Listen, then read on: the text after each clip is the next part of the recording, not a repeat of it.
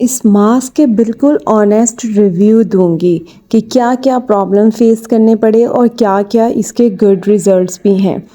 ये जो चावल है ना, हमारे बालों की स्ट्रेंथ के लिए अमाइनो एसिड्स, मिनरल्स और विटामिन्स जो चाहिए होते हैं ना, वो ये चावल जो है ना, इसी का काम होता है कि हमारी खोपड़ी तक इसी ने पहुंचाना है। कुछ इस तरह का जो पेस्ट है हमने आज तैयार करना है और अपने बालों के ऊपर जो है उसकी एप्लीकेशन करनी है।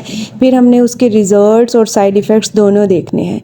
चावल को मैंने उबाल लिया था और उसके बाद मैंने प्याज़ों को इस तरह से कुछ कद्दूकश कर लिया और उसके बाद मैंने हाथों की मदद से ही इसका जूस जो है वो निचोड़ लिया। आपने अच्छी तरह से इसका जूस जो है वो निचोड़ लेना है और आप चाहें तो किसी कपड़े के अंदर डालकर तब भी इसका जूस जो है वो हासिल कर सकते हैं, या चम्मच की मदद से भी दबाकर। प्याज में बहुत सारी प्रॉपर्टीज़ होती हैं कि वो हमारे बालों के लिए ना, वाह भाई वाह, क्या ही कमाल करता है। एक तो ये बालों को भगाने के लिए भी काम करता है, लेकिन उसमें कुछ इंग्रेडिएंट्स कुछ डिफरेंट डालने पड़ते हैं, इसका फॉर्मूला थोड़ा चेंज करना पड़ता है, जिससे ये जो फेशियल हेयर है उसको रिमूव करने में भी हेल्प आउट करता है। लेकिन ये बालों की ग्रोथ, हमारा जितना हेयर फॉल होता है, हमारे जितने भी स्कल के ऊपर डैंड्रफ होता है, उसको भी ये फटाफट ढिशुम ढिशुम करने का भी काम करता है।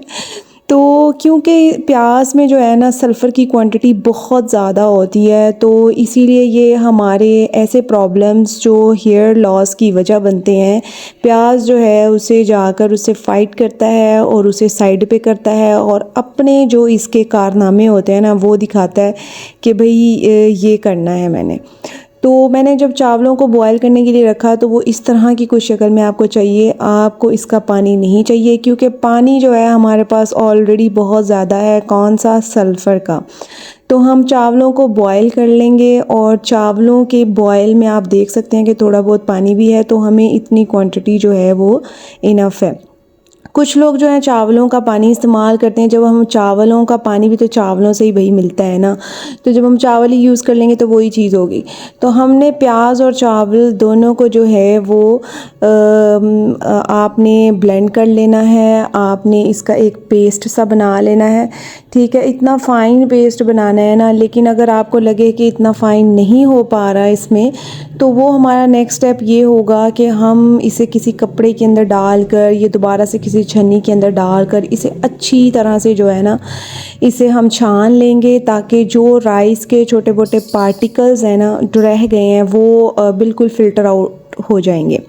हम ये डायरेक्ट इसलिए यूज़ नहीं कर रहे कि चावल जो है वो फिर हमारे बालों में फंस जाएंगे और उसको रिमूव करना बालों में से बहुत मुश्किल हो जाएगा। तो इस तरह से कुछ आपने जो इसका थोड़ा मोटा मोटा चावल का दाना रह गया था वो आपने अलग कर लेना है और एक फ़ाइन सा स्मूथ सा लाइक कंडीशनर जो पेस्ट हमारे पास मिला है ना, वो हमने बालों में ना अप्लाई करना है। कुछ कुछ इस तरह की शक्ल का हमें पेस्ट मिल जाएगा। बहुत ही मेरे लिए एक्साइटमेंट है कि मैं ये पेस्ट यूज़ कर रही हूँ और देखती हूँ कि इसके क्या रिज़ल्ट्स मिलते हैं। आपने यहाँ पे विटामिन ई के 2 कैप्सूल्स भी इसके अंदर ऐड कर सकते हैं, तो मैंने ऐड नहीं किया। और लेकिन विटामिन ई के कैप्सूल्स जो हैं ना वो भी बहुत बेस्ट होते हैं बालों के लिए। लेकिन मैं चाह रही थी कि ये जो रेमेडी बहुत ही ज़्यादा यूट्यूब पे वायरल हो रही है ना, कि प्याज का पानी लगाओ, चावल का पानी लगाओ तो ये हो जाएगा, वो हो जाएगा, ब्ला ब्ला ब्ला। तो मैंने कहा कि चलो मैं भी ट्राई करती हूँ। और इसको लगाते हुए मुझे जो प्रॉब्लम फेस करने पड़े, एक तो जब मैं लगा रही थी तो मेरे बालों जो स्कल है उसके ऊपर थोड़ी सी ना चुभन और ख़ारिश होना शुरू हो गई। तो पहले तो मुझे लगा कि शायद फ़र्स्ट टाइम यूज़ कर रही हूँ इसलिए, तो थोड़ी थोड़ी देर के बाद थोड़ी सी वो चीज़ ना बढ़ती गई। तो आपने इस चीज़ का, क्योंकि मेरी स्किन सेंसिटिव है और बहुत सारे लोगों के जो स्कल होते हैं वो भी सेंसिटिव होते हैं, बहुत सारे हार्श जो है केमिकल्स यूज़ नहीं कर पाते, तो इसकी वजह ये भी थी कि फिर प्याज में जो है सल्फ़र की क्वांटिटी बहुत ज़्यादा होती है। और जिन लोगों को ये रेमेडी एप्लीकेशन के दौरान अगर इस तरह के प्रॉब्लम्स आते हैं तो इसकी क्वांटिटी कम कर सकते हैं। ईचिंग और रैशेज़ जो है स्कल के अंदर हो सकते हैं, रेडनेस हो सकती है, और उसके बाद जो है एक और प्रॉब्लम मुझे फेस करना पड़ा, जैसे जैसे मैं अप्लाई कर रही थी तो मेरा जो है ना थोड़े थोड़े बाल जो हैं वो टूटना शुरू हो गए। उस पर भी मैंने पहले ये समझा शायद बहुत ही पावरफुल इंग्रेडिएंट है, ऑल्दो इसमें सल्फ़र है, तो माइट भी कि ये जो डैमेज बाल है ना उसको शायद रिमूव कर रहा है। तो मैं इसी खुशी में जो है ना धड़ाधड़ लगाई जा रही थी। तो मैंने सारा का सारा जो है ये अप्लाई कर लिया और उसके बाद मेरे पास कैप तो नहीं थी, मैंने शॉपर ही चढ़ा लिया सर के ऊपर कि शायद इसके सल्फ़र के जो फ्यूम्स हैं ना वो थोड़े से मज़ीद काम कर लें। तो मैंने 15 से 20 मिनट कम से कम इसको लगा के रखा, उसके बाद वॉश आउट कर लिया और ड्राई करने के बाद कुछ इस तरह की लुक जो है मेरे सामने आई। ऑनेस्ट रिव्यू यही है कि इससे बाल बहुत ज़्यादा स्मूथ और सिल्की हो गए थे। 2 प्रॉब्लम फेस करने पड़े, एक तो मुझे ख़ारिश होना शुरू हो गई, दूसरा जो है बाल टूटना शुरू हो गए, और थर्ड था जो इसकी बैड स्मेल। 2 दफ़ा शैम्पू लगाया फिर भी थोड़ी थोड़ी स्मेल आ रही थी।